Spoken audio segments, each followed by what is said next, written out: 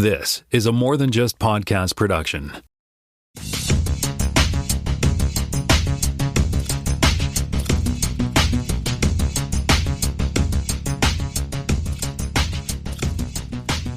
Welcome to Spotcast, Season 6, Episode 48. My name is Jonathan Kuline, and I am in the beautiful city of Mississauga, Ontario. And I'm joined once again by Jaime Lopez Jr. in Seattle, Washington. How's it going? I'm good. How are you? I'm doing all right. So we've got some good stuff to talk about this week. We're going to talk about Star Wars Acolyte, Episode 3. We're going to talk about some Doctor Who. We got lots of news stories to cover. But let's kick things off with our fact check. Tim is off this week. He's in California for WWDC week. So I'm going to read his notes and we'll hope that they make sense. So we were talking about Furiosa last week, and Tim has noted here that George Miller, the director, has the movie The Wasteland ready to go, depending on the performance of Furiosa. So he could complete this trilogy.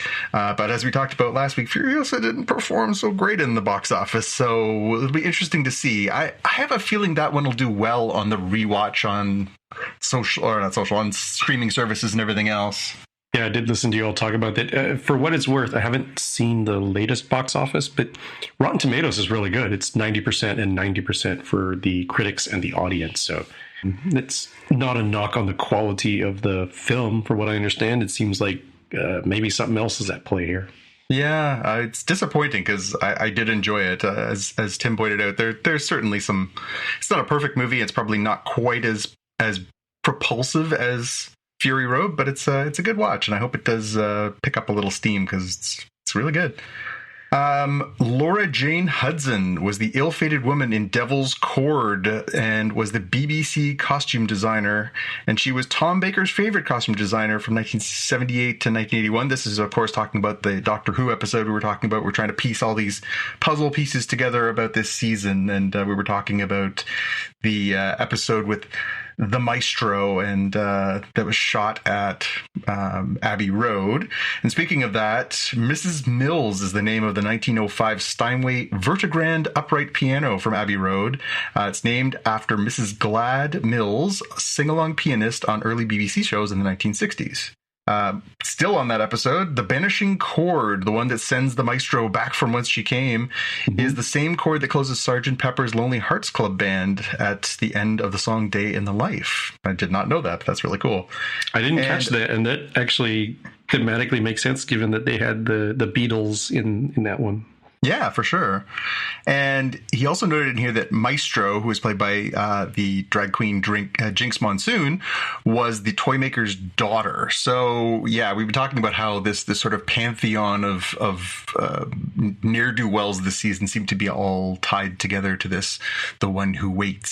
So we'll talk a little bit more about that as we get into our Doctor Who chat in a little bit.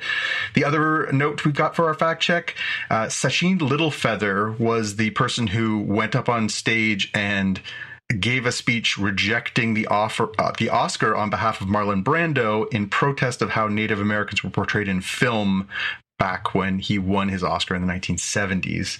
We were talking about that last week. So here you go. All right, let's kick things off in the headlines, and I'm going to go first. So, got some interesting news this week. Last week we talked about how Holly Hunter is going to be the one of the leads, or the lead of the Starfleet Academy series. This week we got the identity of the main villain, and it's pretty darned intriguing. So Paul Giamatti, Oscar-nominated actor, is going to join Starfleet Academy as the main villain.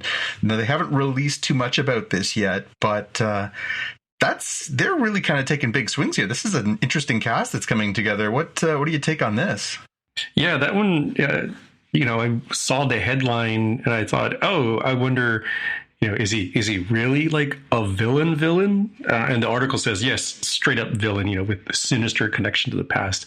I have to admit, I did kind of think, oh, maybe this is the Holdovers, but Star Trek, he's not really a villain. He's more of an antagonist as the hated professor. But no, it sounds like he will be tied into the main drama of that. So he's a brilliant actor. Definitely has quite the portfolio. So kudos for them for landing these, just dropping banger after banger for this series.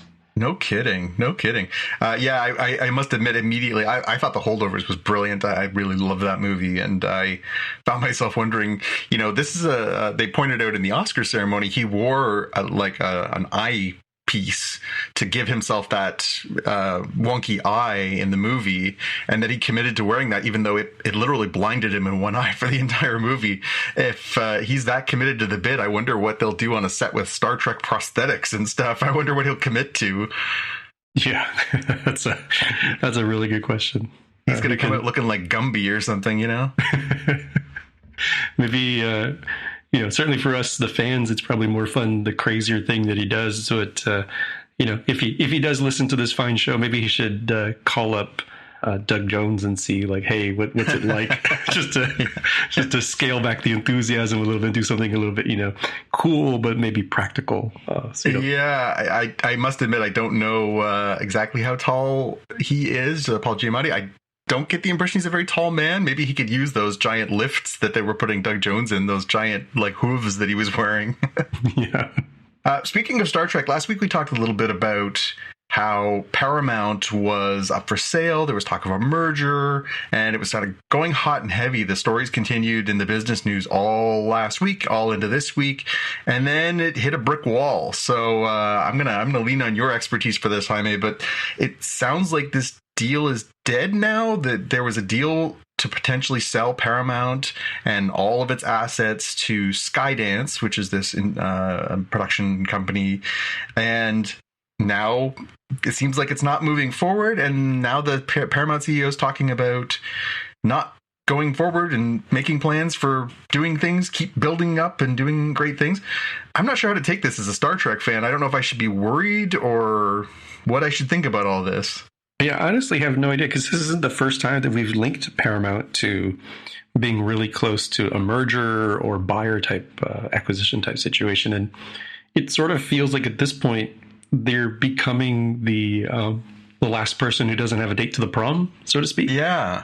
And I don't know if they're just asking for an insane amount of money, but Star Trek alone as a property is just so viable. You might as well just buy that and then have them throw in the rest, right? Not to discount everything else that they've done, but just like, this is clearly the property that is the most impressive of what they've got, the certain most longevity. So maybe they either need to be more realistic, or maybe they need to look to somebody who has deeper pockets, right? Like, if Tim can somehow hear us, if he can connect the fine people in Cupertino to the people at Paramount, is like, look, one of you has Smaug the Dragon hoard of cash. Why don't you just give a little bit of it comparatively to buy Paramount and just be done with it? Because I believe there's a huge keep in Ireland somewhere just filled with gold that belongs to Apple, right?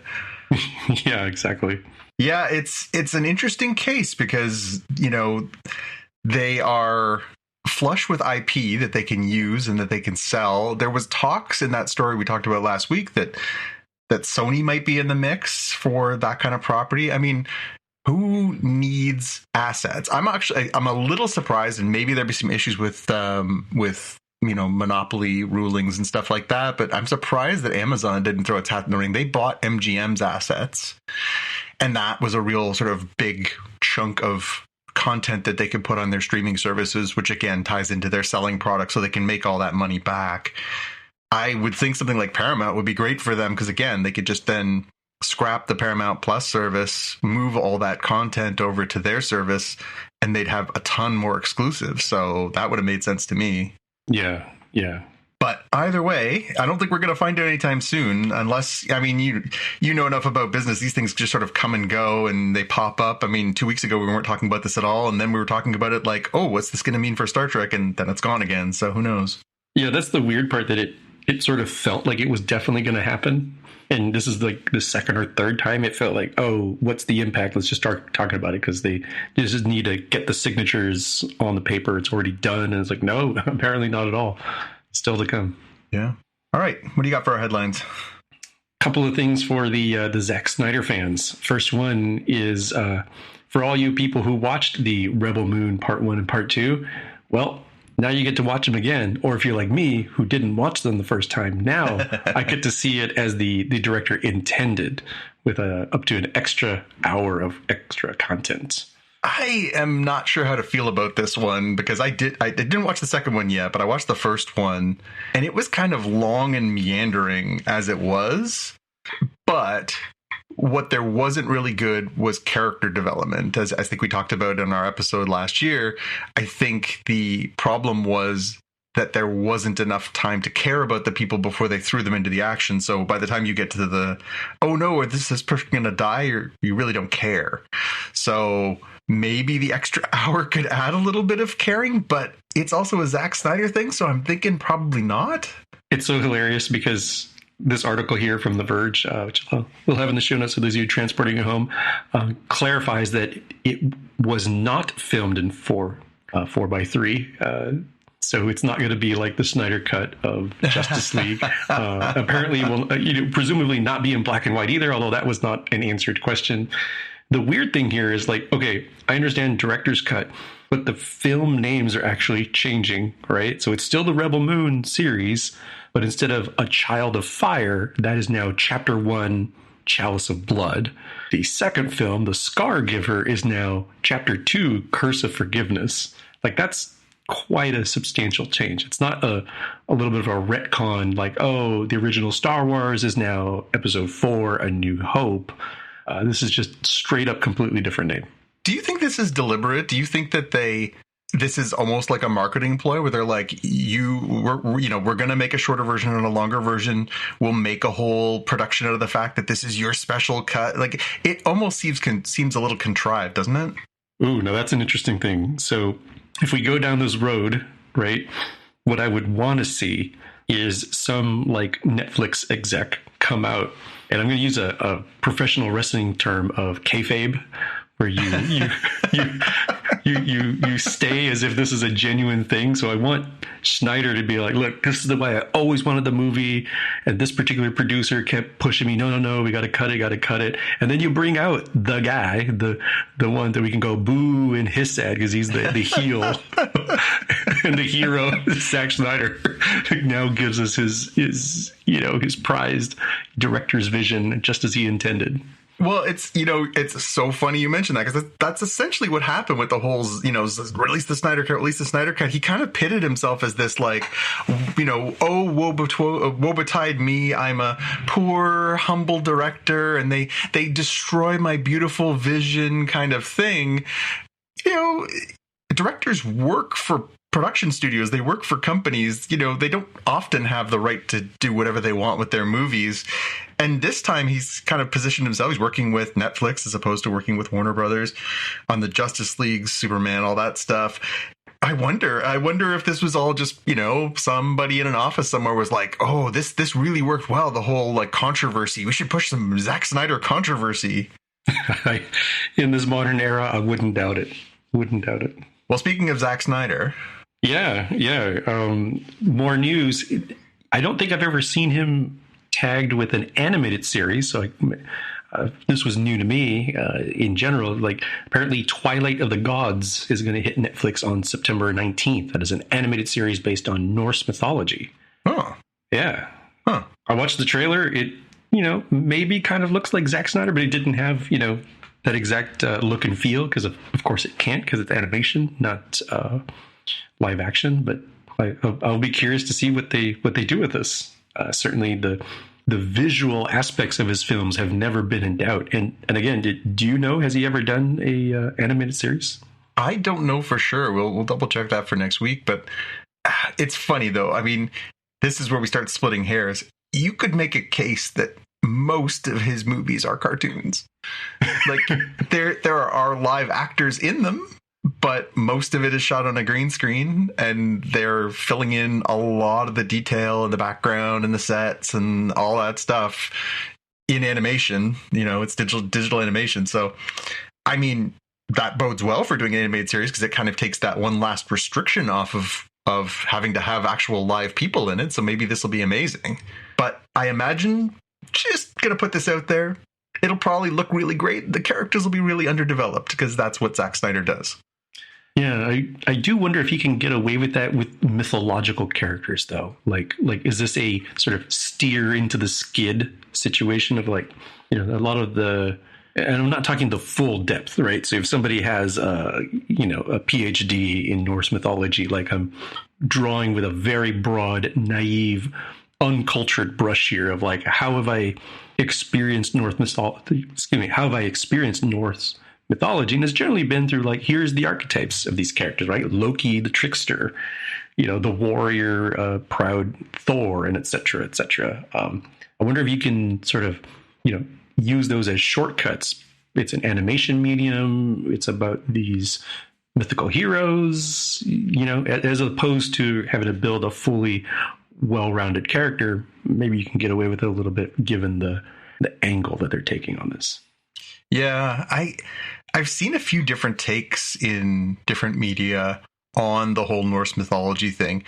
And I get why you do it. You do it because nobody owns the rights to that. Like, that's the whole point, right? Anybody can take those characters and do what they want with them. But boy, after the big splash with the Norse mythology that they've done in the Marvel Universe over the past 10 years, it feels like, I'm sure you could do something different and I'm sure you could tell some interesting stories, but boy, that seems like well-worn territory now, doesn't it? Yeah, you might be interested in trying to find some other mythology that hasn't been so heavily tapped. Just to, be able to play a little bit more instead of being compared to, well, how is it compared to that adaptation versus this other similar adaptation? Well, and I'm sure we and countless other people who watch these things and talk about them will, I'm sure, come back and be like, well, they did this with this character, but I'm not sure if I like that compared to this, because it's impossible not to draw the comparisons, right? Yeah. And more animation news. More animation. Warner Brothers Discovery, the one-time bow of Paramount Plus as well. Apparently, when they didn't spend that money, they said, what are we going to do with all this cash that we lined up? We got to tell investors something. And I'm going to speculate here. They decided we're going to make more of our animation stuff. It's our bread and butter.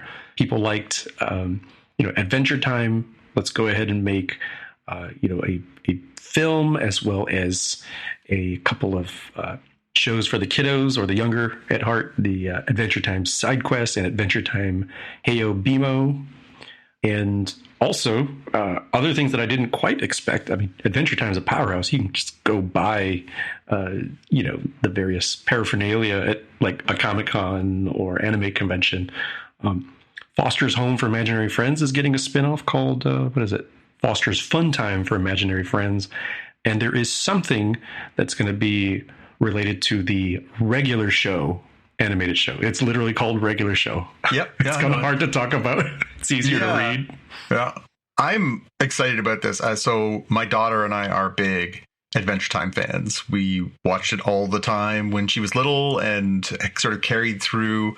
And it is one of the weirdest, trippiest, most interesting and innovative shows I think I've ever seen. It was so well done.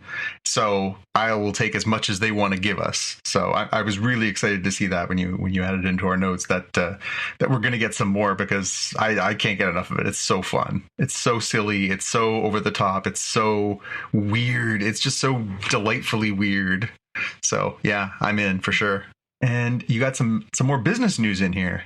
Yeah, and this one has sort of like mild bits of American history, both very long time ago as well as fairly recent history. So the title here from The Verge is that Sony has purchased Alamo Drafthouse, the cinemas. Do you guys have these in Canada? Not really sure. No, we don't. But I listen to enough other podcasts and watch other things to know that they're an institution, that they're these amazing places to watch movies. That I'm deeply jealous that there are places like this. Yeah, they're the kind of place that's a little bit more, upscale. And I don't mean in like the put on a suit and tie or get your tuxedo. It's more like, instead of being crammed into the, equivalent of, airplane seats and just pack in the theater, this one says, you know what, we're going to have great, comfortable seating. You're going to have food, like real food, not popcorn and hot dogs and nachos. Although I do think they have those. It'd be more like, here's a real meal.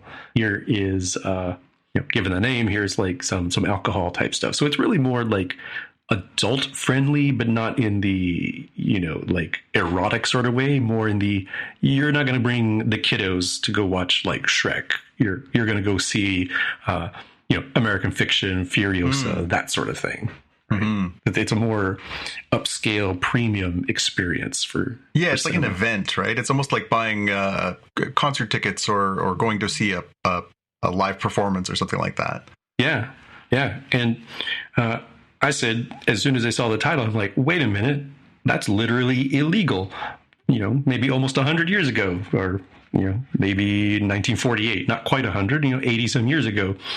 It was, very the law that you couldn't have that sort of vertical integration. Apparently the aforementioned, or not aforementioned, I'm mentioning them now, the previously named Paramount consent decrees said like, hey, movie companies need to divest themselves of owning the theaters in order to spur competition of the choice, right? I'm not as familiar with the history of like, what happened with the movie theaters being owned by the studios. And then obviously if you've got a Gone with the Wind or Wizard of Oz, you're only going to show them in your theaters and not allow them to be in the other theaters.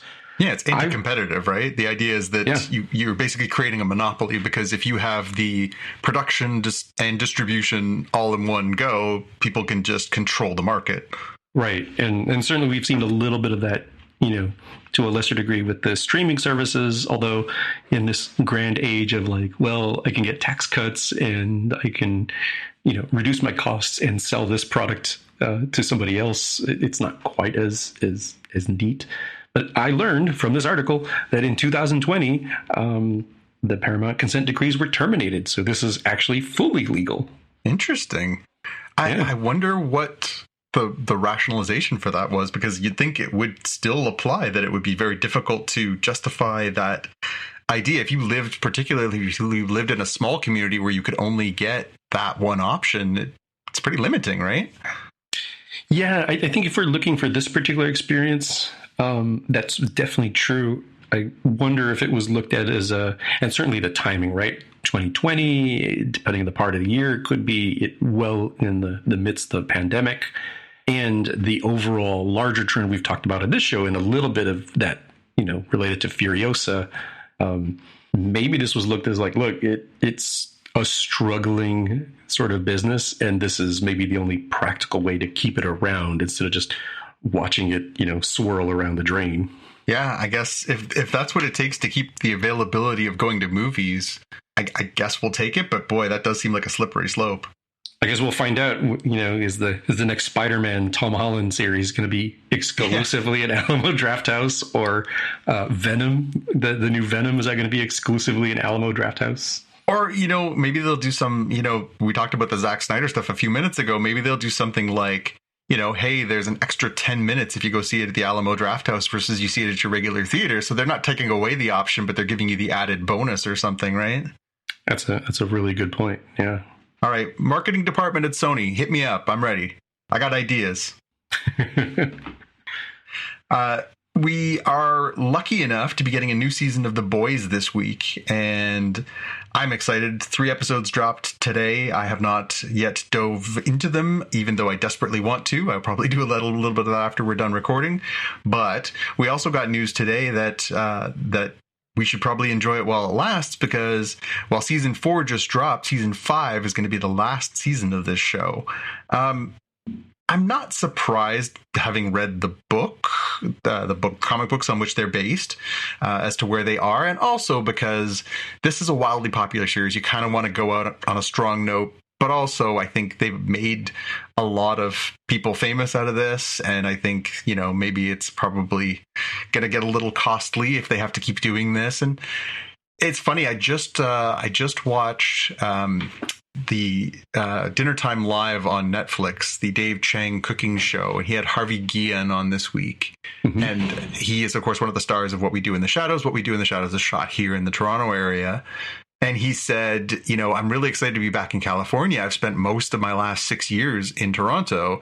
And he said, you don't like Toronto? He's like, no, I love Toronto, but I'm from California. I want to be here. I think that's probably the case with a few of these different kind of shows, especially ones that run for a while. You know, it's 5 years is what The Boys has been shot up here for 5 years by the time they're done. I think a lot of these actors are like, hey, I want to do other stuff and I want to be in California to do it, or New York to do it, or Atlanta to do it. I don't want to have to spend all my time in Toronto to do that, right? Yeah, that is kind of a consideration. Like it's no slight against Toronto, but it's kind of more of a glamorous thing to be there in Hollywood. And it's a far flight too. I mean, it's a good 5.5 hours to fly from Toronto to LA. I've done that flight a number of times. It's not it's not like Vancouver, where they do a lot of shooting for Hollywood as well, where, you know, you're 3 hours. It's not quite as bad. It's a ways. So I could see why it would be frustrating if you wanted to be part of the sort of Hollywood scene and meet people and take advantage of your celebrity and all that kind of stuff. I could see why you wouldn't want to do that. But I wonder if that's a factor where they're just like, you know, we don't want to do 7 seasons of this, or also, yeah, we don't want to have to pay these people a bunch more money to, you know, because I'm sure you have to, if you're going to shoot up here, I'm sure you have to compensate people for not being in LA and not being closer to home, right? Right.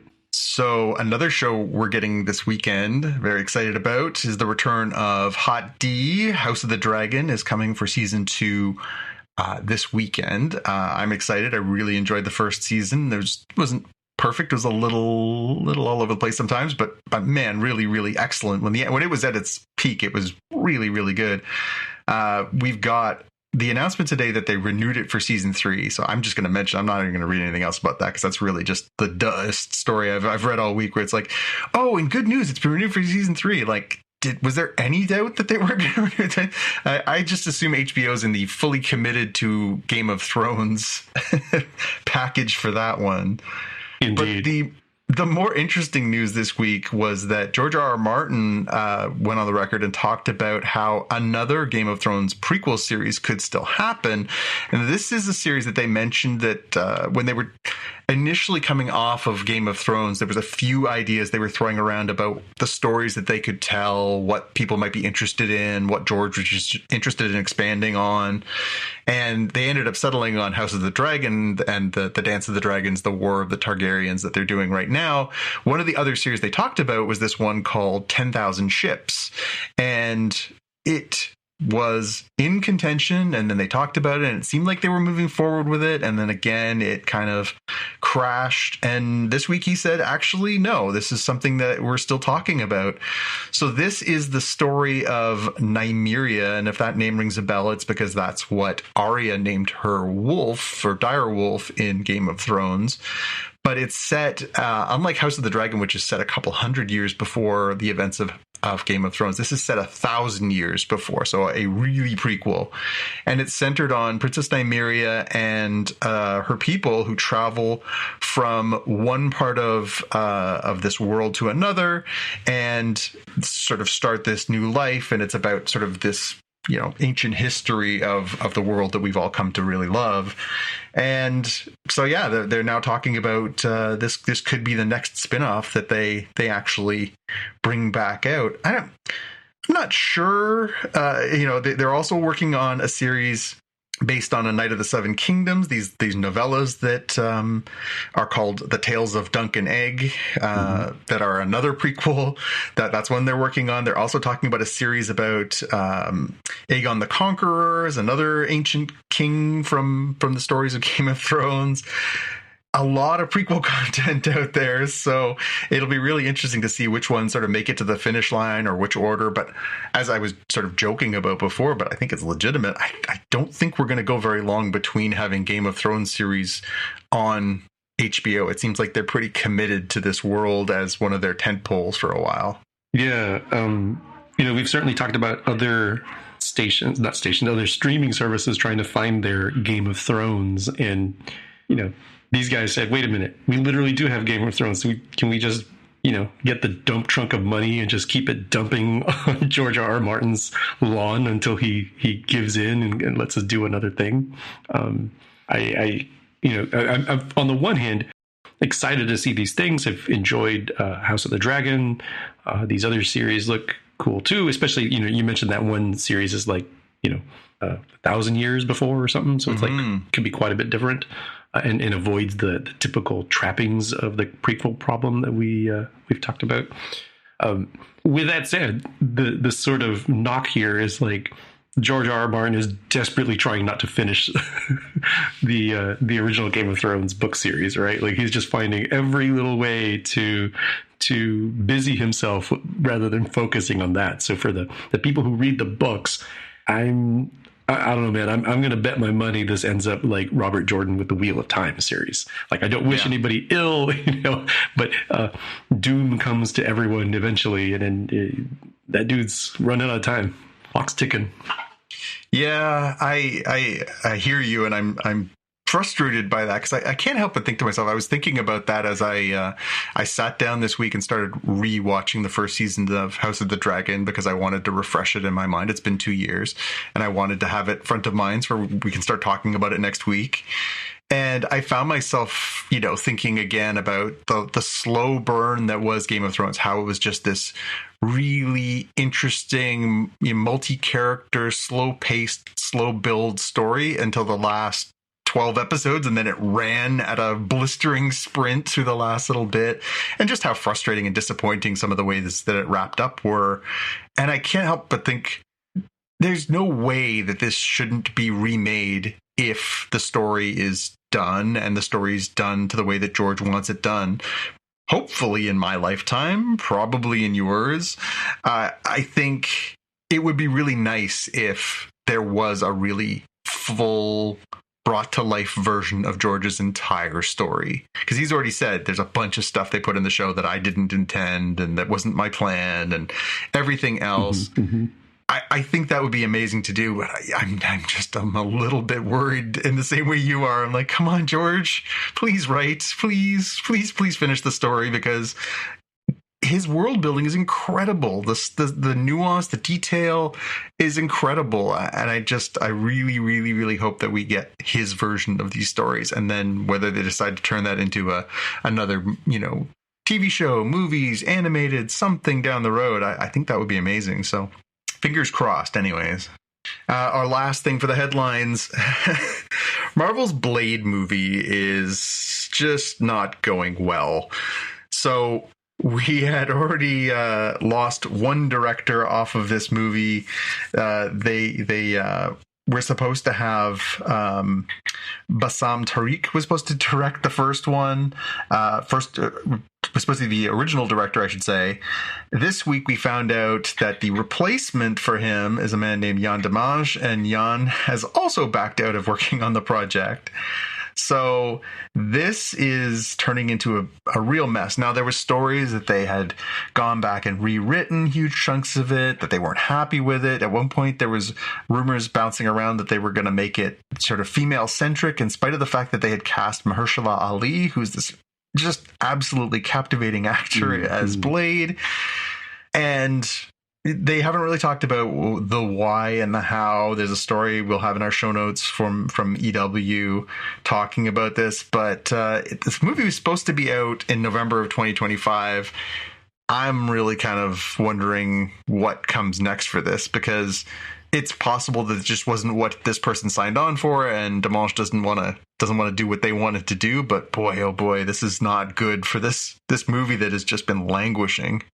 Yeah, I don't fully certainly the strikes didn't help, but I don't understand how this has been going so awry. It's kind of like all of the pain for the MCU. It sort of was. This is a lightning rod for that for some reason. Yeah. Fingers crossed. I like the character. I actually kind of really enjoyed the first couple of Blade movies that they did in the late 90s, early 2000s. I think there's a lot of potential in this character, and especially because they seem to be exploring this sort of darker side, the magical, the sort of mysterious side of the MCU a little bit, and building in some of these characters, like we saw, Werewolf by Night and Bloodstone and Man-Thing and some of these other things. I think there's a lot of potential to be tapped there, but I don't get the vibe that they're headed in a very great direction if people are running from the ship as it sinks over here. So hopefully they get it sorted out, because I'd like to see what they can do with this character, especially with modern effects and again an absolutely incredible lead, Mahershala Ali. I'd be really disappointed if he backed out, so we'll see All right, well, we're off to the main part of our show. This week, we're going to talk about Star Wars The Acolyte, Season 1, Episode 3, Destiny. And, why don't you kick us off with your elevator pitch, Jaime? I went with training children in the dark arts. That may be an OSHA violation. That is MAE, May, and OSHA, all caps. It was funny because I was taking my notes as I always do as I'm watching the episode this week, and every time I tried to write OSHA, it tried to capitalize it over and over again on my autocorrect, and I was like, that's pretty funny, but I'm glad you put that together for us because that's genius. I decided to do my elevator pitch in the form of a quote. What I told you is true from a certain point of view.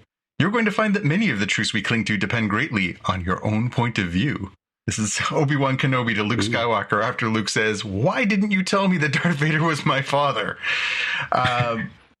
This was a really interesting episode. And it just felt like it came out of left field because the first two episodes that we got were kind of all tied together. This sort of propulsive story of Mae and OSHA, these two twin sisters, and how, one was traveling down the dark path, one's on the light path.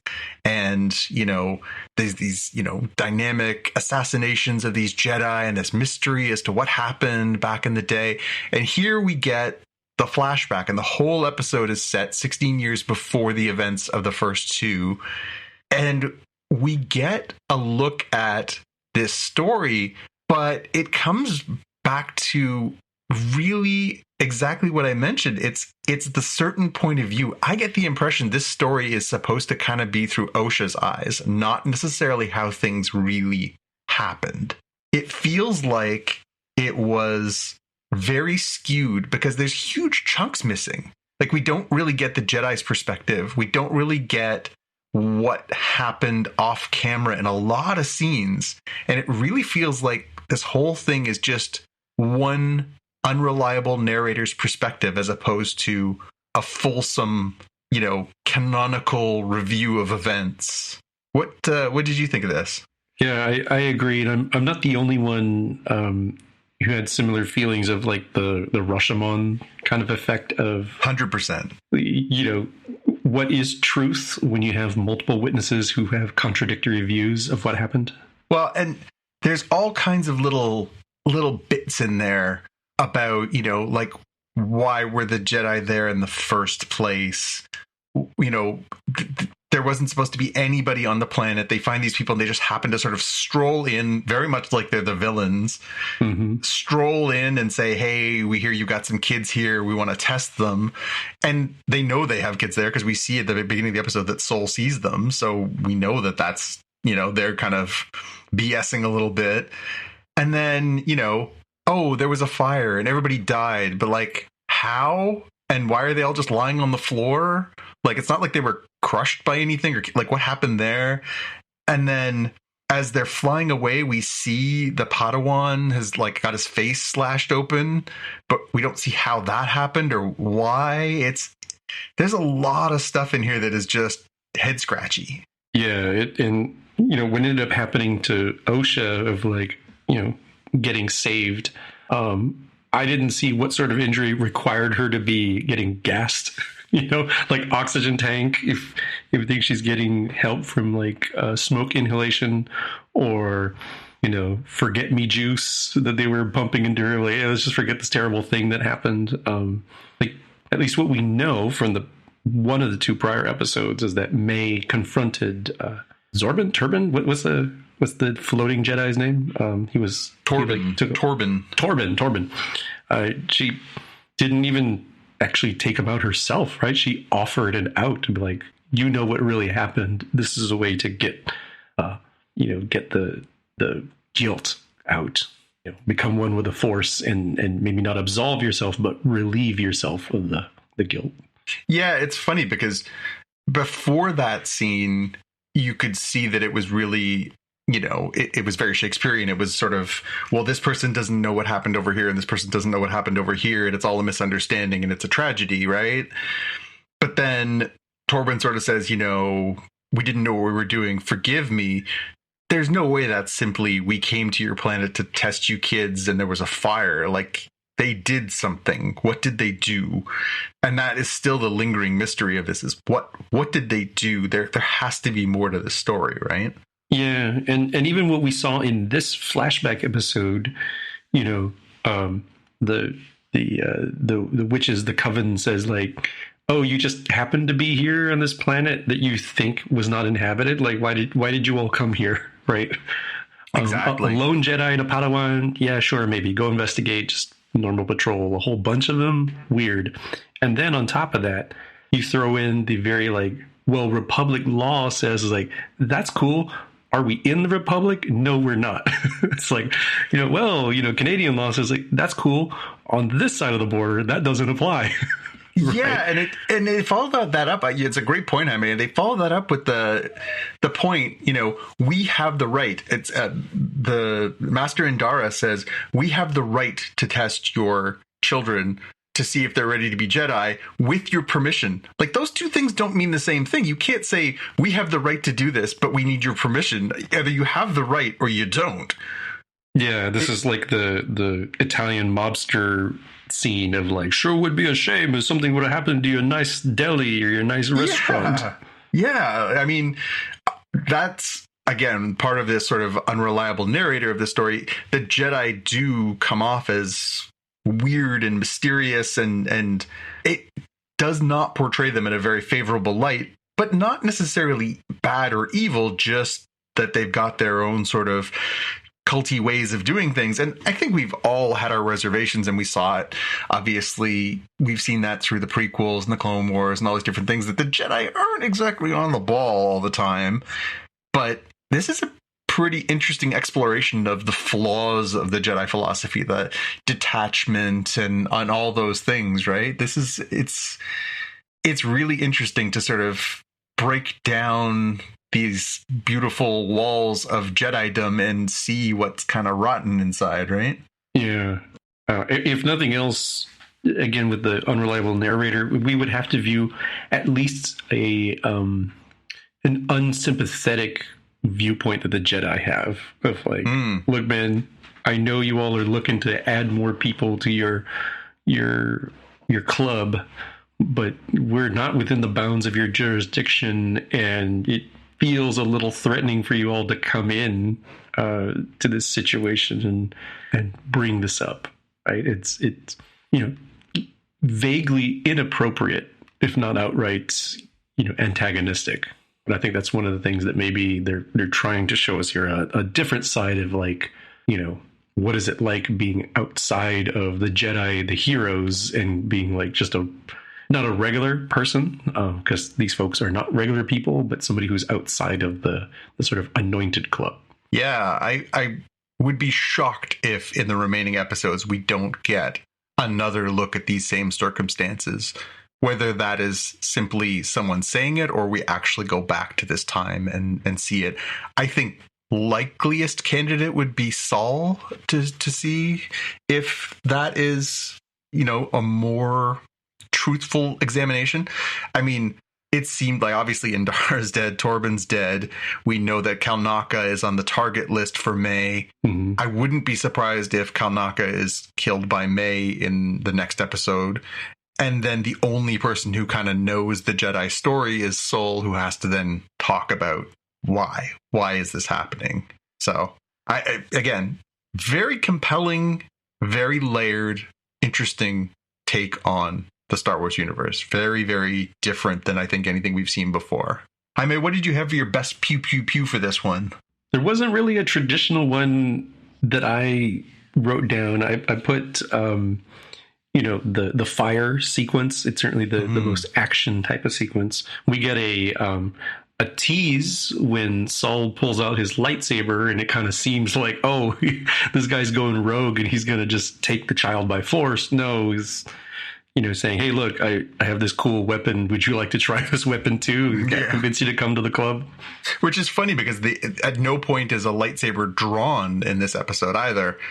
And it's funny because one of the things that Mae said in a previous episode is that, Jedis only take out their lightsaber if they plan to use it, right? And this era of the High Republic and some of the stuff that I've read, that, that's not their go-to. They don't just necessarily grab the lightsaber first thing and start swinging it around. But it's interesting that in all this chaos, nobody has a lightsaber out. I did not, freeze frame to see if any of the coven that are laying about have any lightsaber scars on them or anything. But I think that's pretty interesting that Mae would come to that conclusion independent of everything else. Yeah, and maybe that's a good segue into the coven, the force witches here. You have a note that has a correction. It's a preemptive see things before they happen. Correction, because mine was going to be Mother Coral is the same species as Maul, Dathomirian Zabrak, and no, Iridonian Zabrak is the correct. Iridonian Zabrak. Wow. So I am such a Star Wars nerd. I knew something I was like, she's not Dathomiri, even though she looks like Maul. She has the horns on her head. But as we established in the Clone Wars and even in the Star Wars Jedi Survivor video games, the Night Sisters are pale and they do not have horns, and they are the sort of Dathomiri women. They are Dathomirian Zabrak, which means that they're basically pale and have hair or are bald. They don't have horns. Whereas the Iridonian Zabrak, this is like the nerdiest thing I've ever gotten into, actually do have horns. So they're basically parallel species, but they're not the same. Interesting.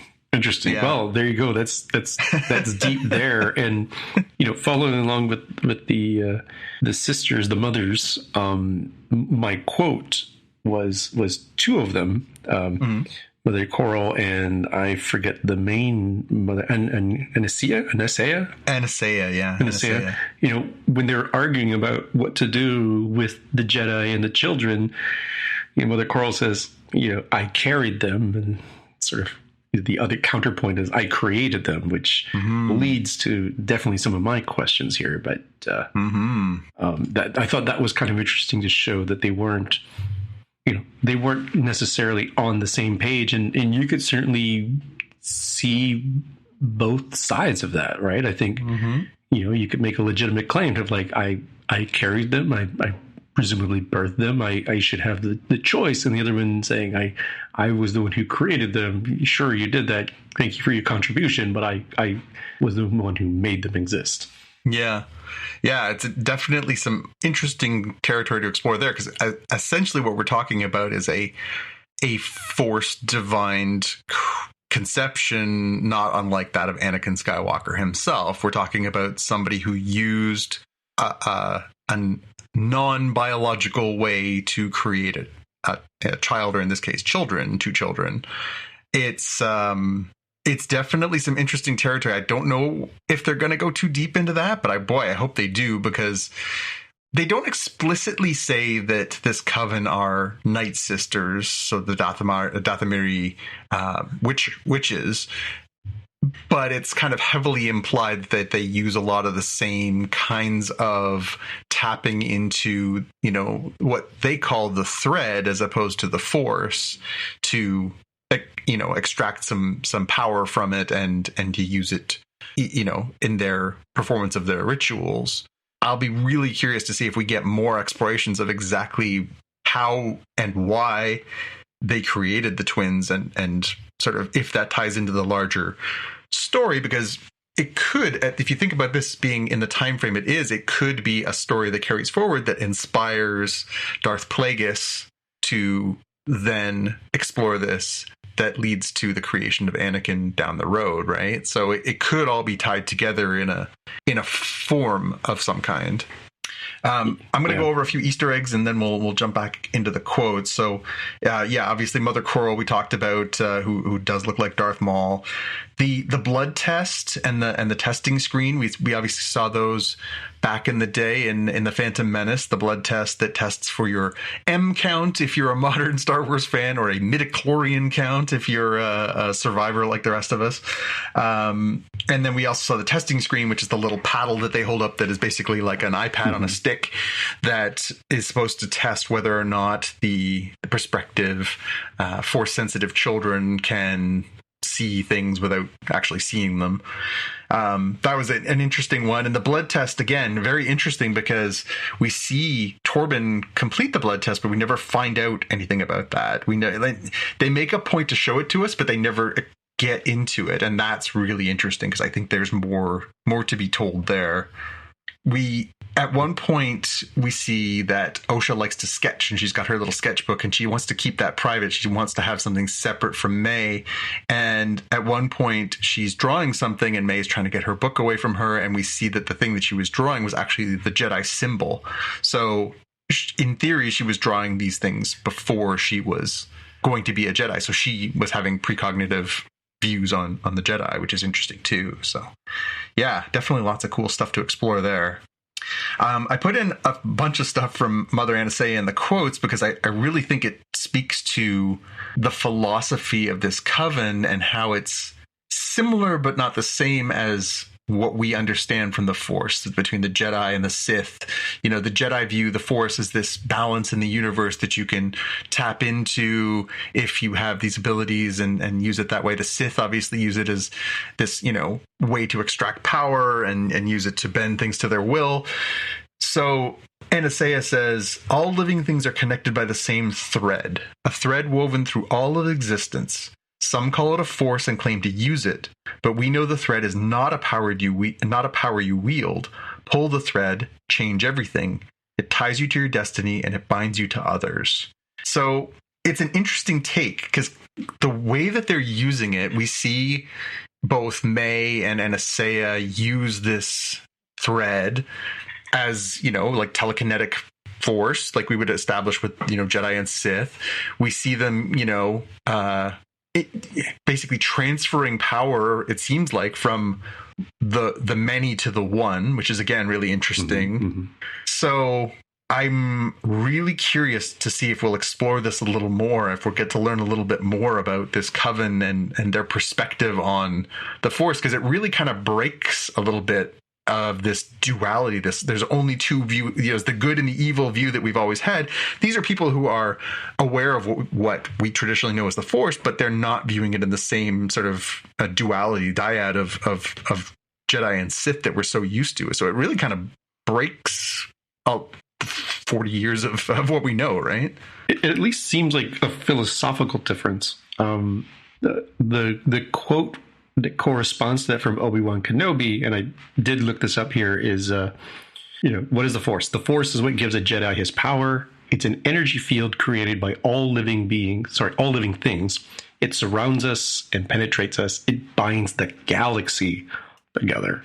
So sounds like a thread to me. Yeah, the thread seems like a more literal form of binding, and one that lends itself to the coven seems to be, fully engrossed together, as opposed to being maybe a little bit more individualistic as the Jedi seem to be. Certainly they're a group, but they're the big dogs. They kind of get to sort of make their own little areas, whereas the coven, given their history of persecution, has necessarily closed in and solidified its ranks. Right? Like, I feel like it's a take on how they view what the Force is, right? So we've certainly gone with, decades and decades of the Jedi's perspective. So I'll go with that as the baseline. And it feels a little bit like, outside of Star Wars, analogous to the one power that the Aes Sedai control in the Wheel of Time series. Right? That, like, it's this thing and you channel it. The thread feels like a little bit more of a, you channel it. Why? To bring us specifically together, our persecuted tribe, as opposed to the Jedi who are like, hey, this is like for, it brings everyone together, but not necessarily our particular group. Because why would we need that? We get to go, tell people that we're going to test their children and see if they become part of our club, kind of thing. Yeah. A few more Mother Anasea ones that are really interesting. She says, the galaxy is not a place that welcomes women like us, witches who have abilities we do. And she even says later on, the one I really liked was, this isn't about good or bad. This is about power and who is allowed to use it. And I think that's the really sort of almost damning look at what the Jedi represent to them. The idea that the Jedi aren't just this galactic peacekeeping force. In their mind, they are basically saying, the force is ours to use. We'll train your children how to use it our way, not in any way you choose. And that's interesting because not only does it obviously apply to the Coven, but it applies to the Sith, right? It's exactly what I was mentioning. It's this sort of duality of there's a good way and a bad way. Well, the Coven are kind of presenting it as a different way. Now, we don't know. We don't know if the Coven are good or evil or morally gray. They seem like, all things being equal, fairly innocuous from this narration we saw in this episode. Maybe we'll learn later on that they were terrible. I mean, it seems like, Mother Coral seems a little bloodthirsty-ish. May is downright hostile. I wrote down the quote in here, "I'll kill you." That's a pretty harsh one to hear from a small child. I don't get the impression that they're necessarily the worst or the best. So, yeah, somewhere in the middle is kind of an interesting place to explore in this universe, right? Yeah, and taking it outside of this series, I think we saw and enjoyed on this very show some of that coming out of Andor, right? That you could see the Empire people who weren't just straight up evil, like the Sith and the leadership. It was like, hey, I'm vaguely a cop and I don't like the fact that somebody got murdered and somebody else got away with it. Hey, I'm a professional spook and I need to figure out what's going on here from an intelligence standpoint, and I'm gonna do that without sure, they're the bad people, they're the people we want to see blown up on the Death Star, but it's not the same, right? Like, they're on the wrong side. They're the are we the baddies meme come to life, and they are, but more by being part of the bureaucracy, more of being the entire thing. And I think this is kind of interesting to see as well, right? Of like, what if the Jedi aren't quite so pure and aren't just, at the height of their arrogance, but more in the they're sort of high on their own supply era. Yeah. Well, it's the last quote I have in here is from Sol, who says, in response to sort of, this hostility that the Jedi receive from the Coven when they arrive, oh, they've come to take our children, is exclaimed by one of the women in the Coven. And Sol very defensively says, the Jedi do not take children, which is kind of a lie, is the idea that if you have a Force-sensitive child and they show up on your planet, in your village, whatever circumstances they are, and they say, hey, by the way, we'd like to test your child. They may be Force-sensitive. We can give them a life, in the Jedi Order. Is it the child's choice? Is it the parent's choice? It feels an awful lot like what they were saying here was, hey, OSHA, do you want to be a Jedi? And she's saying yes. So they're not necessarily taking the children, but by putting it in there that is a choice, they are essentially forcing the hands of these parents too. So again, I feel like we're coming back to that original quote. What I told you was true from a certain point of view, right? Yeah. Bringing this closer to your household here, right? So you have a new family member. You were talking about them on the show. Mm-hmm. And imagine if this new family member you have, right? You've had less than a week by now. Yeah, we've got a new puppy is what Jaime's referring to. We've got a new puppy named Mel who joined us about 3 days ago. Yeah, I'm glad you added that context, because this will feel less nefarious as an analogy. I did not steal anyone's child. No, I'm not you. Training them in the ways of the Force. No, not at all. I'm saying you have this brand new member of your household. The Mounties show up at your door and say, hey, we're going to test your puppy. Oh, look, this is the perfect puppy to become, the canine Mountie At least I don't know if you all have that over there, but like the K9 unit of the Mounties, and they just really heavily encourage. Like they come in, they're armed, right? Yeah. And they come in armed. They're not necessarily threatening you with the weapons. They may not even touch or look at them, but they are carrying the weapons as they're testing your puppy to see, hey, maybe they should join our club. Yeah. I feel like it's interesting because it does tie in together with that whole concept of The Last Jedi, the movie with Mark Hamill, where he's back as Luke and he says it's time for the Jedi and their way to die, right? You know, he's saying that when the order is destroyed and he tries to revive it, obviously in a certain era of history. And then obviously it goes terribly when Kylo, goes off his nut and kills everybody. Luke's reaction is the Jedi way of doing things is not right. And I feel like we're sort of seeing some of the planted seeds of this in this series of maybe the Jedi way of doing things that we kind of synonymously think of the Jedi as good and the Sith as evil. And that's fine from a very sort of polar A-B. But I do think that they're deeply flawed. And some of those flaws, including that idea of full detachment and, taking these, children away and raising them in a certain way. And, and it does seem kind of gray when you look at it a little bit harder. Yeah. Yeah. And that was one of my big questions. So I kind of wanted to get into it. Are the Jedi right or wrong for going around the galaxy and gathering Force-sensitive kids? In this episode, Sol says there are thousands of kids just like you, OSHA, who are on Coruscant learning to become Jedi. And she's like, oh, there's thousands of kids like me. I totally want to go there. Again, you're essentially like, if I walked up to my beautiful niece and said, hey, sweetheart, there is a place you can go where, everything you ever desired is there. Do you want to go there? Unfortunately, you won't be able to see your folks for a long time, but man, you're going to have the most amazing time. You're going to be surrounded by these things. We're going to train you. You're going to do all this stuff. Like, you're talking to a child. The child's going to be like, yeah, that sounds awesome. I totally want to do that. Yeah. And I think Mother Anasea brought up, like, look, you're a child, your changes of life will be like the seasons. Your things you're into now are not necessarily things you're going to be into later. And this is a one-way choice to go with the Jedi. Mm-hmm. Yeah. And OSHA says, will I ever see you again? And her mother says, no, like flat out, like, no, you will never see me again. And again, I don't know if that's meant to be harsh so that she will make the choice to stay, or if that is just the reality of that's the way that Jedi work. The Jedi don't want you to be sentimentally attached to your parent or your sibling or whatever. And we even got a taste of that in that Obi-Wan Kenobi limited series where he's talking about his childhood and says, I think I remember having a brother. It kind of smacks you in the face of, yeah, like that's a little messed up. Yeah. Yeah.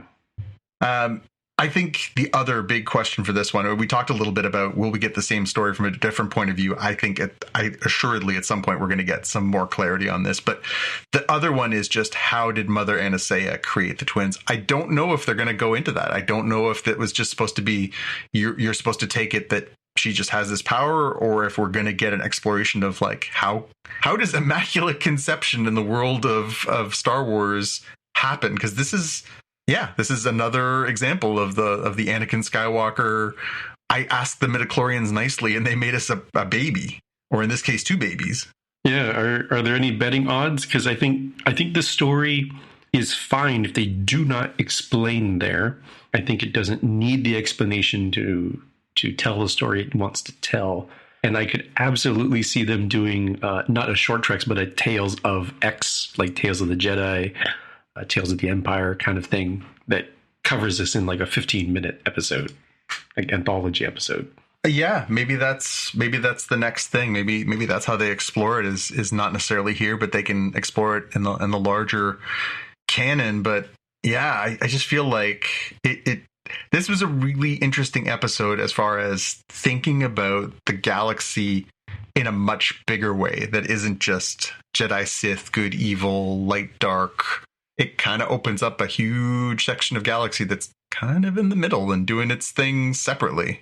So yeah, I've enjoyed this series so far. It was, it's fun. We talk about the prequel problem all the time. It's one of my pet peeves. We've talked about it in a lot of different things. Sometimes it can be very problematic just because it's hard not to contradict. It's hard not to change stories in ways that you don't intend. It's conceivable that because we're back in this era, we could see Yoda and Yaddle and, long-lived characters. We know that the Wookiees live for hundreds of years. So you could see all kinds of stuff that happens in here, which I don't want at all. And I hope they don't go near any of it. I hope they just tell us a really great story set in a part of this galaxy and a time in this galaxy that we're just not super familiar with, maybe a little more so if you're a book and comic book reader. But I really am digging this sort of opportunity to look at this whole story and all these stories maybe through a different prism. But what did you think? We didn't really get your take on the first couple episodes. What did you take from the first couple episodes and now obviously 3 episodes? This is a one that I always look at of like, what are my recommendations here? And my recommendation is nuanced. I like this show. I think people who like Star Wars will like this show. I did not even attempt to bring this up with my significant other because I immediately saw this is too deep for her. Right. Yeah. Like this Ahsoka, I also I tried and learned from that. I said, it's a little too deep into like the weeds of like, you really got to be a huge fan for this. It's not as easy to get into as like The Mandalorian or Andor. So I said, this is a me show. So for people who are wondering, like, I like the show, I enjoy the show. I do not think this is going to be one of those compelling shows that everybody's seeing, like The Mandalorian, maybe like a slow burn Andor. But that doesn't mean it's bad.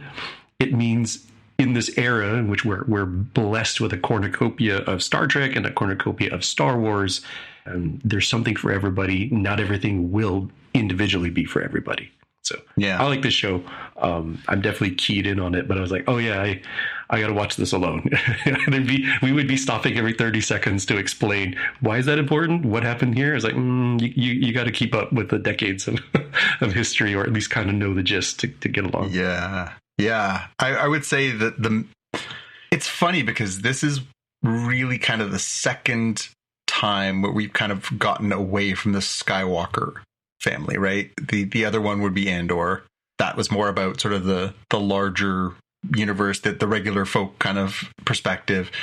This one, obviously, it's pre-Skywalker, so that helps.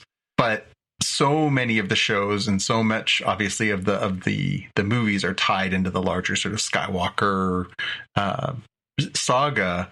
In this case, it's really interesting to sort of see that you get this whole other perspective on just how this story is so much larger. And I said to my son, you could sit down and watch, like, he was sort of saying, I really want to catch up. I haven't watched the last few series and I'm really out of it. And I sort of thought, you won't have to have watched Ahsoka or Rebels or any of those kinds of things to get this. But I was like, oof, but you really would have to have seen all 9 of the Star Wars Skywalker saga and probably some of the Clone Wars. And I was like, actually, this is kind of a mess. This is a deep cut. I think you're right, Jaime. I think this is just, it's as nerdy as I felt looking up the Iridonians and Dathamiris. I was like, yeah, this is deep cuts. I think you're right.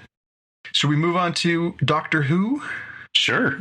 That is Doctor Who season 1 in the new sort of era, the new scheme, episode 7, Rogue. Yeah.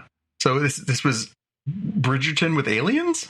I was really confused. Like, I have to admit, with a title of Rogue and what happens in the first 5 minutes. So spoilers here for people who haven't seen the episode. I've given you an opportunity here to pause, go watch the episode, come back. With an episode like Rogue in the life force stealing event that happens in the first 5 minutes, I went down somebody saw the X-Men and let's go with that. Rogue is clearly the person stealing people's life force, like the X-Men character. And no, they meant Rogue in the dashing rogue kind of way. Mm-hmm. So there's a romance here, I guess an unrequited romance here for the Doctor. Yeah, it was interesting. So this has been in play obviously, Jutigatwa is a queer person in real life. He's played the Doctor as, we'll say, gender fluid to be polite, but I think, seems kind of out. And we've definitely had hints and tastes over years previous of the Doctor being, we'll say pansexual, the idea that they just aren't worried about what the person's physical appearance is because they change form so often. I guess if you were sometimes male and sometimes female and sometimes black and sometimes white, I'm thinking things like sexual anatomy or gender is probably just a silly concept at a certain point. But to actually get into it and have what I thought was a very kind of sweet and sexy and fun interplay between the Doctor and this character Rogue, who is investigating these aliens in 18th century England, where they're flirting and they're funny and they're really like the chemistry between the two performers and the way that it was written were both really, really strong. And I thought this was a really fun place to explore, but also, obviously the whole world isn't, aligned with those values. So it's a little, obviously, you're treading into some waters that people may not be happy with, but I'm really happy they did because it was a fun episode. It was. And I hope we can, as a society, get to a point where it's less controversial. I've not seen the sort of social media coverage of this. I thought it was very well handled and very fun. And I would be remiss to not mention that if folks are wondering, I keep wanting to call her Ruby Tuesday, like the restaurant. I don't know if they have those in Canada. Well, we have the Rolling Stones albums here, so we know Ruby Tuesday. And, that era, very Bridgerton-esque, really, like, I was entertained watching Ruby Sunday this week. I was like, holy smokes, that is about to smash her chin. They are like shoved up to the sky kind of thing. And it was kind of fun seeing the interplay of the Doctor and Rogue and both of them thinking the other one is the, the what's that game? Was it like Secret Wolf or Secret Nazi is another one of like, no, you're the one. No, you're the one. Well, I've got a gadget. I've got a better gadget. What's your gadget? Oh, it's just a screwdriver. Are you kidding me? and eventually realizing, no, there's actually something else here. And it's this shapeshifter that turns out to be like a family of shapeshifters. So that was fun. And then, we have, I don't know, Ensign Rutherford mode that Ruby goes through, where she just like annihilates that one. What did they? Chakula? I didn't catch the name of what they were called. Yeah, I forgot to write it down. Yeah, the bird people. Exactly, the bird people. Yeah, it's funny too because they did kind of steer into the skid in the middle of the episode too, when they were trying to figure out how to draw out these aliens who can hide in human form, and they're like, well, we'll have to do something to get their attention. And the Doctor's like, I got the perfect thing.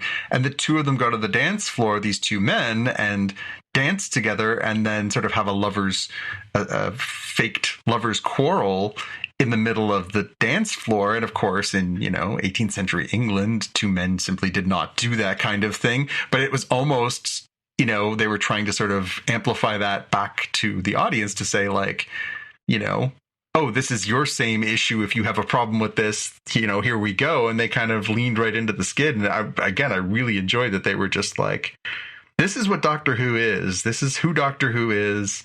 And, get over yourselves. And it was done obviously as part of the plot, but it was kind of this thumb of the nose at the people who are like, two men who would dance together. Like, oh, shut up. Like it was really kind of great. I think the next one will be the real killer, because the next episode is supposed to be the one where we finally start seeing. So the Easter egg in this one was the painting of the woman who lived in the house, right? That looked like the same woman who's popped up in previous episodes. So we've had this woman who has sort of shown her face throughout this whole season. Mm-hmm. And, they showed obviously in the teaser for next episode that, it's all going to kind of come together. So I'm really curious to sort of see how this all goes together. Obviously, this is another part of the, He Who Watches or storyline that they've kind of been dancing around. I wonder if they're going to land it all in this season, if we're going to get a season over season carryover. Doctor Who has really kind of been about, in this modern incarnation of, telling a season-long story that kind of culminates and wraps up and then sort of starts fresh with a new bad guy and a new mystery and a new set of adventures the following season. I wonder if we're going to have these next couple episodes wrap it up because we are getting down to the end of the season, or if we're going to see something unprecedented in this era and have a story that carries over. So it'd be interesting to see. We might get into Jaime Lopez hold my beer territory here. That's certainly possible. I do think with the backing of the Disney money, I could see them having a decent closure for the season, but leaving you with some sort of very clear cliffhanger for the next one. I'm thinking similar to the Umbrella Academy, which is coming up soon, where every season is self-contained, entertaining, and they leave you with a really hard cliffhanger for some new thing that they didn't realize went wrong. Yeah. Yeah, and I mean, we've certainly seen that in some Doctor Who. There certainly have been the more recent seasons where we'll get to the end of one of them where, it's leading towards the holiday special or the Christmas special or the New Year's special or whatever it's going to be, the anniversary special that we just had a bunch of anniversary specials this last round that, are going to carry the story, to try and get you to want to come back. So we'll see. We'll see if we land this or if this is going to be something that keeps moving forward. But yeah, again, another strong episode. So this has been a fun season so far. You ready to move on to our watch list? Sure. All right. What you got for us? First one is a YouTube short from the Wooly versus the Algorithm. This is Wooly Madden and I forget Reggie's last name. They're really fun to watch on their Wooly versus. They're Let's Players. They do that sort of thing, fun commentary. The Versus the Algorithm is their separate channel that they do where they do either content specifically meant for or things that they had to cut from other series to prevent themselves from getting just absolutely wrecked by YouTube's algorithm related to like copyright strikes, content strikes, that sort of thing. This particular short is sort of timeless. It's kids these days where like, somebody was ranting online and these guys are responding to it of like, you didn't have Nintendo 64 in your era? You didn't have a childhood. You didn't have Green Day. What do you even have now? Green Day was the best. And just showing this 90s kid sort of rapidly aging. And Wooly points out quite rightly that like every generation thinks this. You didn't have this thing. You didn't have my childhood. You didn't have a childhood. Boomer, Gen X, Millennial, Gen Z, Alpha. It is just an inevitable part of the human experience. That's funny. Yeah, and something for folks to think about, as we let new things come in. It's like, when you talking about child, you haven't seen Back to the Future, not even the original. You haven't seen Star Wars, the original. Like, how have you not had this cultural touchstone that others have had? And I don't know. It's just inevitable. There's a podcast I listened to called Unspooled, where they first went through the American Film Institute, the AFI's top 100 list of best movies of all time.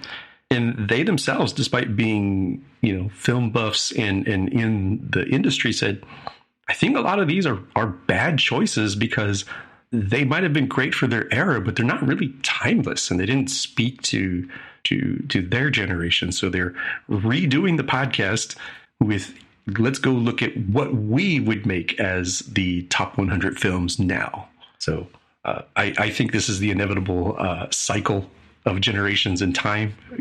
50 years from now, somebody else will probably have whatever podcasts are in that era of like, man, what these Unspooled people came up with is garbage. That doesn't speak to us. It's not timeless. Let's come up with a new 100. Yeah. I always find that really fun I'm a huge music fan, and I always have been since I was very young. And I love it when we see the greatest albums of all time lists or the greatest song of all time lists, or, sort of break these things down. And then, obviously the one thing that has really happened in the era of the internet is the democratization of this. They don't necessarily have, 10 experts get together and decide this based on, their deep knowledge of it. They have lots of people vote on these things. So you see, in one list from, the 90s or 80s, there'll be a list of like, these are the greatest albums of all time. And then you go back now and you look at those lists and like, none of those albums are on that list. And it's like, okay. One person's, preference at a certain time doesn't, like, it's all perspective. It does. It's so funny to have people say these absolutes of like, well, that's the greatest thing, or that, oh, my time was the greatest time. And, oh, this is the best system of all time. Like, no, that's really just your emotional response to the time you lived in and your circumstances and everything else. But yeah, it's so funny to have these things defined as these absolutes. Oh, N64, that's the absolute best system. Like, was it? What else you got? The other one I've got on Paramount Plus is South Park, The End of Obesity. This is the latest in it's technically a film or event, but really, in spirit, it's the next episode in their very elongated season. It basically continues from the previous one. This one covers the Ozempic. I hesitate to call it a crisis because I don't know that we're there yet, but it's certainly an endemic thing of people using Ozempic, not for its original on-label usage, but as a, wow, I can get really into shape sort of thing. And as you might expect, the creators of South Park have opinions on that. I'm sure they do. Yeah, I saw that pop up on Paramount, but I find like, I love South Park. I was a very early in on South Park. It's been one of my favorite shows year over year over year. But it used to reliably air here in Canada, and then of course through the the amalgamations, and this goes here and that goes here, and this is exclusive to that. I haven't watched the last couple of seasons, and it wasn't until last fall when, because of all the Star Trek content having to migrate off of Canadian streaming services and over to Paramount, that I finally got Paramount and I could finally sit down and watch it. But it's been kind of out of mind because it was inaccessible. So I feel I'm a little behind. I have to catch up and finally get to these things because I know it's going to be great and I know I'm going to enjoy it when I sit down to it, but it just feels like it's not front of mind the way it used to be, which is really frustrating because I know these creators are so good and they're so funny and I know it's going to be great, but I'm definitely going to have to dial this. And I watched the trailer for The End of Obesity and it made me laugh just watching, a minute and a half of it. So I know it's going to be a great one. So I'm looking forward to it. I got a couple things, some pretty obvious ones, and one I just wanted to flag. So we talked on this show about the Apple TV Plus series Dark Matter, which is 7th episode just came out this week. And I think there's 2 more in this first season. I don't know if it's going to be an ongoing series, if this is just a limited series. I don't know where it's headed. I haven't read the book or anything. It's based on a book, so maybe it's telling the whole book, maybe it's telling part of the book. I don't know. But it's getting really good. And the last 2 episodes were particularly really interesting. I'm not going to spoil anything other than to say it's an exploration of, parallel worlds and just sort of the choices we make. But I did notice in the last 2 episodes that the director of these 2 episodes had a familiar name, and that is Roxanne Dawson. Roxanne Dawson directed episodes 6 and 7 of Dark Matter, and Roxanne, of course, was B'Elanna Torres on Star Trek Voyager. So she's moved from front of the camera to back of the camera, and I can tell you, having watched her 2 episodes, she's very talented at what she does. They're really good. So, I think if you were sort of, I don't know, there's another reason to try and tip you over to go watch that, because not only is it a good series, but get a little Star Trek tie in there. I mentioned The Boys. The first 3 episodes dropped today for us here on Amazon, and I'm definitely going to dive into those some tonight and tomorrow. But the one I'm really looking forward to is House of the Dragon Season 2 starts on Sunday. I know a little bit about some of the stuff that's coming. I haven't read all of Fire and Blood, the book on which it's based, which is kind of a history textbook. But I do know what comes next. And I'm not going to spoil anything for anybody other than to say, I think people are going to flip their freaking lids after Sunday's episode. It's a banger. It's going to be, I hope people take the time to record other people in the room when this episode happens, because people are going to flip their lids. It is an incredible story to start season 2. It is going to be talked about like the most talked about moments in Game of Thrones, and it's going to be really interesting to see what people do. So if you needed any more reason to watch House of the Dragon on Sunday, I'd suggest making the time to watch it on Sunday, because I suspect on Sunday night, and particularly on Monday, there's going to be a lot of chatter on social media about this episode. So get in while you can, and strap in, because it's going to be a ride. This season's going to be bloody. This is the war. The War of the Dragons really begins on Sunday, so it's going to get really nasty. How's that for a teaser? Are you in? I'm definitely in. I'm looking forward to that. And make sure you tune into Spotcast, because Jaime and I, along with Tim, are going to be back for the foreseeable future. We're going to keep talking about Star Wars: The Acolyte. We're going to wrap up Doctor Who as it finishes the last couple episodes. We'll probably be talking about The Boys next week. I think we'll be talking about House of the Dragon next week. This is hot nerd summer, and we're here for it. So make sure you lock in your subscribe. If you want to check us out on our Slack channel, send us a note. We'd love to have you join us on there. We've got a fun little group of people that like to share information throughout the week. We share trailers. We talk about our thoughts. We do a little deep dive in there with our fans and our friends to sort of see what we're all thinking about some of the stuff that's happening in the Nerdverse. So yeah, going to be a lot of good stuff to be a Spotcast fan right now. And I think that's going to do it for another week. So Jaime, if people want to find you out there, where can they find you? I'm on Twitter as @DevWithTheHair. And you can find me on the Twitter and the Instagram as @JPK News. You can find me on YouTube at youtube.com/@JPK. And if you want to find our good friend Tim, you can find him on the Threads and the Twitter as oh geez, I've forgotten. What is it, Tim? You figure I should have these locked in by now. Is it I listen to him say it every week, and I think it's Tim Mitra, TIMMITRA on the Twitter machines. On the Twitter machines. You'd think we'd have that locked in by now. I know I could. If I forgot Dev with the hair, I'd go no wait, that's too late. Yeah, you think I have these things locked in, but there it is. All right, well, that's going to do it for another week. Thanks for tuning in, and we'll see you again in the future. Bye. Bye. You've been listening to the Spotcast podcast.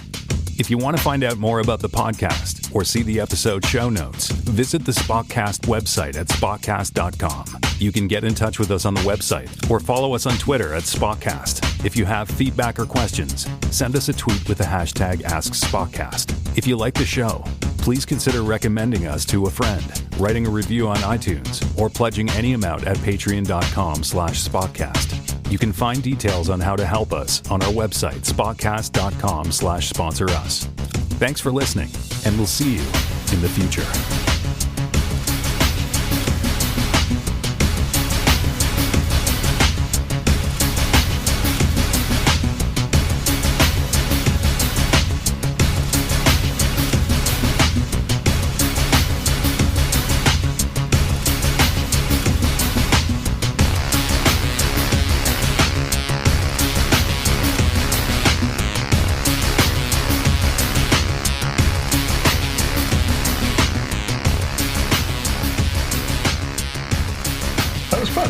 Yeah, it's kind of an interesting spot here with, quite a gap till the next Star Trek series, or at least the perceived gap that we I think we still are predicting August, right? Nobody's gotten a solid date for. Yeah, nobody said anything yet. And I'm actually just like, maybe it's because there is so much Nerdverse stuff out there, and there's no air to breathe, between the stuff we just talked about, plus Deadpool that's just getting a lot of buzz.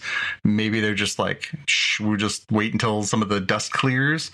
But yeah, I think we're looking at probably August or September for the next season of the next and final season of Lower Decks. I did see in that article about Starfleet Academy that they're starting to film this summer in Toronto. And so I'd say the earliest we're going to get that is later next year. By the time they film all that and then they do all the post-production stuff that usually goes into a Star Trek show, I'd say we're probably not looking at that until second half of next year at the earliest. We know we're getting Strange New Worlds next year, so yeah, it's an amazing nerd time right now, but not as much for Star Trek. I guess 2 shows in 1 year is not bad. We might still get. I've been waiting for more news about the Section 31, and so I have a Google alert to sort of let me know, but nothing really has popped up on that. I'm hoping maybe we get that before the end of the year, but no news yet. Yeah, I guess we'll still continue to go through some of these patches where things are a little thin, and then everything catches up at the same time, and it might be a while before things sort of settle into the normal patterns of, okay, everybody's production studios are back up and running. They've caught up with everything that was hit by the strikes and pandemic. And now they're strategically saying, you know what, we're going to push this up a week. No, we're going to push it back a couple of weeks to try to sort of level load how much content do you have to watch in any given week so that each thing can get its own moment in the sun for the stats and the draw. Yeah, the other thing we didn't mention is the Rings of Power is coming back later in the summer too. So, there's going to be a lot of great, fantasy sci-fi content over the next little while. Like I say, it just doesn't seem to involve too much Star Trek. Hopefully that one will sort of overlap with the season of Lower Decks, so we can chat about that, because I enjoyed that first season. I thought it wasn't perfect, but production value and performance were very high. Yeah, for sure. I was at a local audio video store with my son maybe a month ago, and they had this wall of different models of TVs set up, and he was chatting with somebody about audio equipment, and he's very, very into that stuff, and he was off doing his own thing, so I was just wandering around looking at all the TVs, seeing how pretty they were, and they were showing on a loop a promotional, like a 4K promotional video loop of Amazon programming. And they had this very, very, very pretty, 3-minute long trailer that was on a loop for Rings of Power. And on these super high end, $4,000 TVs, I was like, man, that series looks good. You can see why it costs as much as it does, because boy, oh boy, those sets, those costumes, the detail, the fabrics, the swords. I was just drooling as I was standing there watching. I was like, I gotta watch this again. Man, that's so good looking. I did see. I don't think I brought it up on the show. I did see one of the stars is not coming back. Do you recall there was the storyline in the first season between the elf and the woman in town, that they're sort of in love with each other? This is the guard guy that takes down the tower. Yes. Mm-hmm. Apparently she's not coming back for season 2, which I think is kind of weird, because as I recall, her son ends up sort of becoming embroiled in the whole storyline. So I thought that was very strange, but I saw a little clip on social media where they were talking about how, she's not coming back. And I was like, that's weird. And the person who played the leader of the orcs is not coming. They've been recast because he didn't want to come back for season 2 too. So it's kind of weird. You'd think if you were in those kinds of series, you might lock these people down for a little longer or something, but who knows? Obviously circumstances change. Yeah, that's a weird one. Yeah. For the record, I'm available if anybody needs a tall, bald orc, Urukai, ditch digger, anything, pretty much anything on the show. I'm available. Would you go through the 8 hours of putting loaf on your face? 100%. There we go.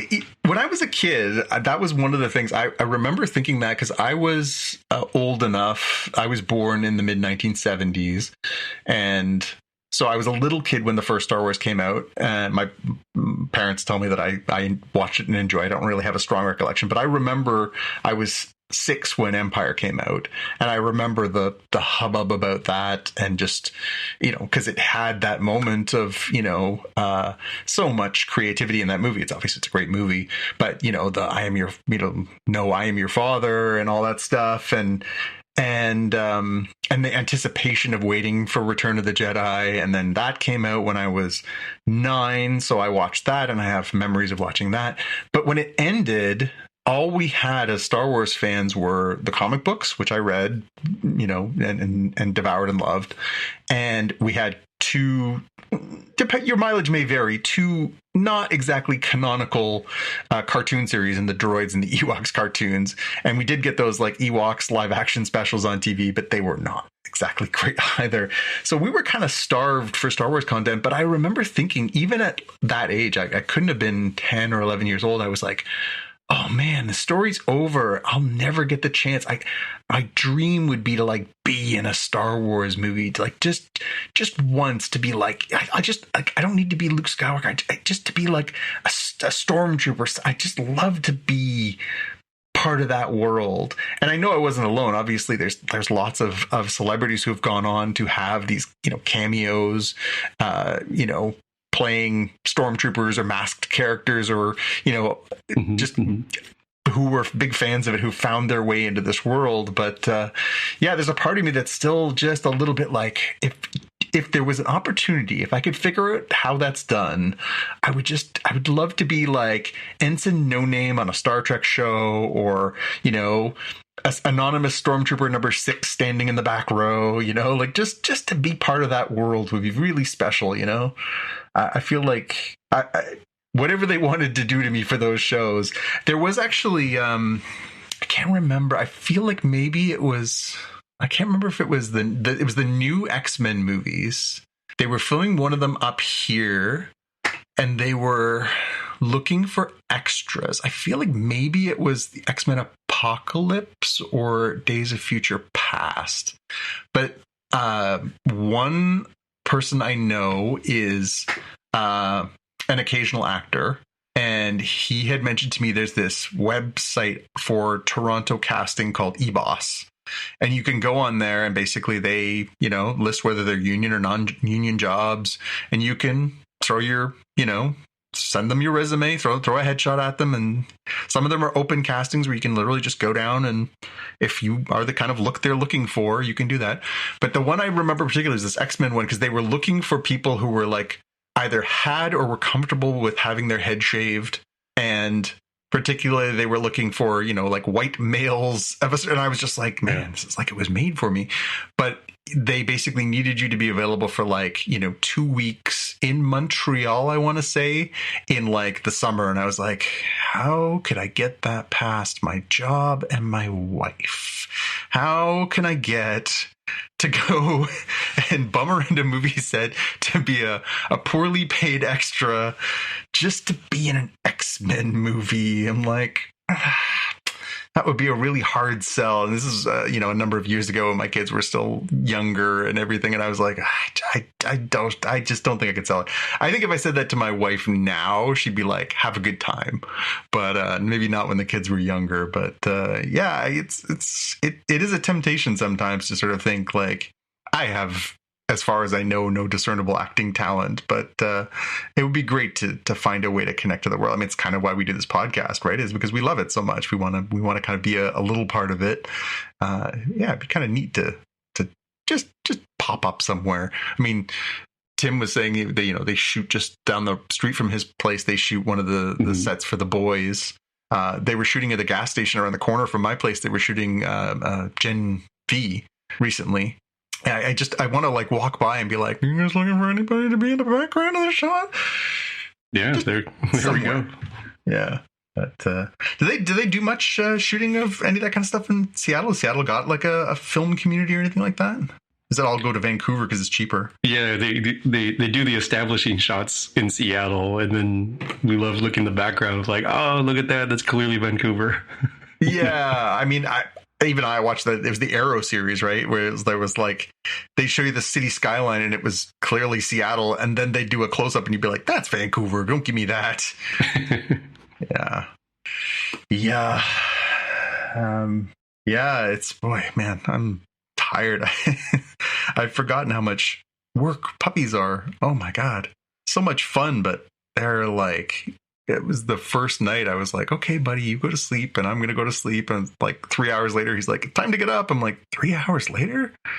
Oh yeah. Puppies don't care what time it is. They have to go pee. All right. I forgot about that.